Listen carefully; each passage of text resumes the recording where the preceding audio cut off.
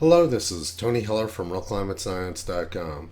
Richard Feynman said, "We live in an unscientific age in which almost all the buffeting of communications and television words, books, and so on are unscientific. As a result, there's a considerable amount of intellectual tyranny in the name of science."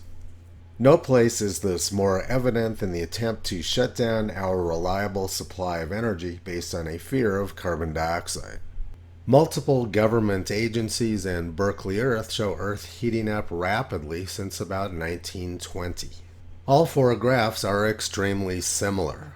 The point of this is to show that there's tremendous consistency between these four different groups. That creates the impression that these graphs are accurate. Let's take a closer look at these graphs and evaluate their accuracy for ourselves. Prior versions of global temperature graphs looked very different, like this one from the National Center for Atmospheric Research in 1974. The 1974 graph showed 1970 cooler than 1900 and 1870.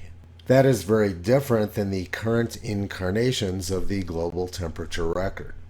In 1989, the National Oceanic and Atmospheric Administration said most of the increase in global temperature happened before the year 1919. And they said that Earth actually cooled from 1921 to 1979. But if we look at the current versions of the graph, we see the exact opposite. The current versions show cooling before 1919 and warming from 1921 to 1979. These four graphs are very consistent with each other, but they're completely inconsistent with prior versions of the same graph. Now let's look at the data which is being used to construct these graphs.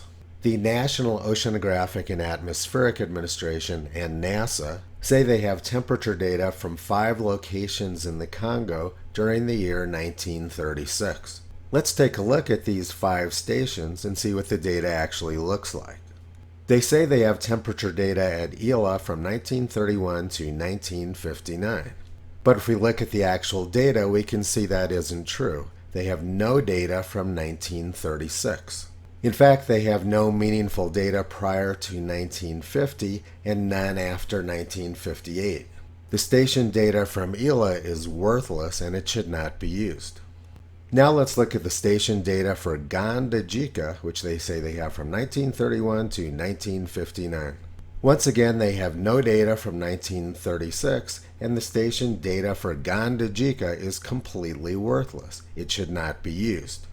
Now let's look at Bambisa. They say they have data from 1931 to 1959. Bambisa is exactly the same story. NOAA and NASA are misrepresenting the quality of this data, and once again, it's completely worthless. Next up is Elizabethville. They say they have data from 1911 to 1960. And once again, what they're saying isn't true. There's a huge gap in the data. They have no data from 1936, and this data set is worthless. 4 of the 5 stations in the Congo offer no value to the global temperature record. Now let's look at the 5th one, Brazzaville. The temperature record at Brazzaville isn't as bad as the 4 other stations, and it appears to show warming since 1980.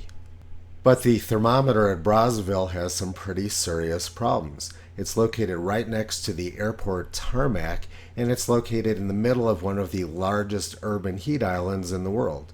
20 million people. In summary, all 5 stations in the Congo are not of high enough quality to be of any value in calculating the global temperature record.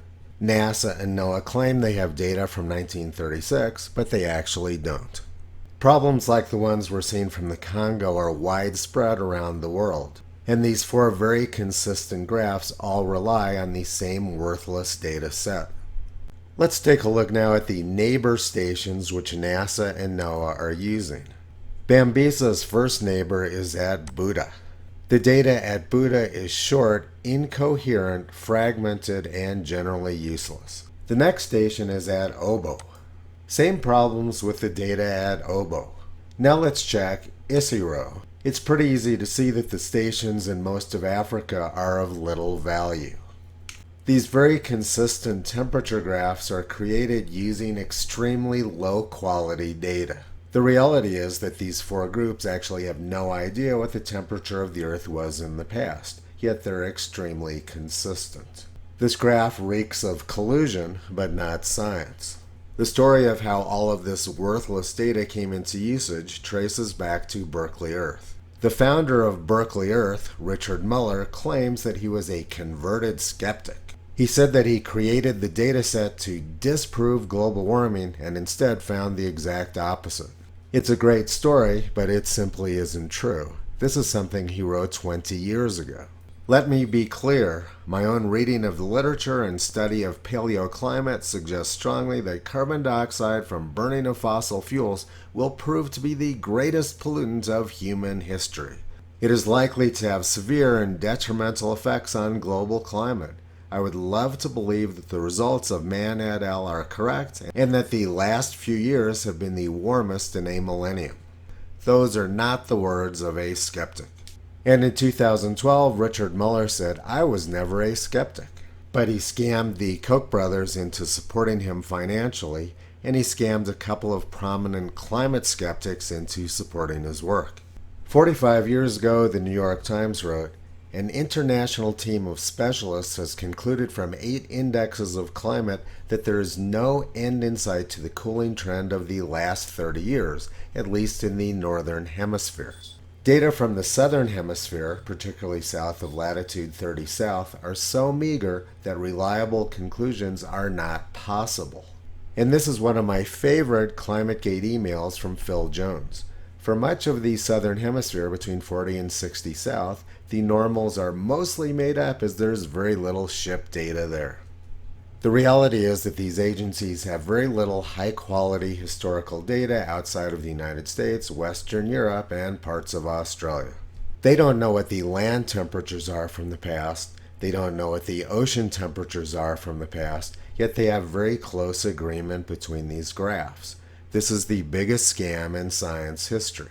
Toto's been pulling back the curtain on this climate nonsense for the past 15 years. You can visit him, Kyrie, Caesar, Toki, Upala, and the 4 new puppies on the web at realclimatescience.com.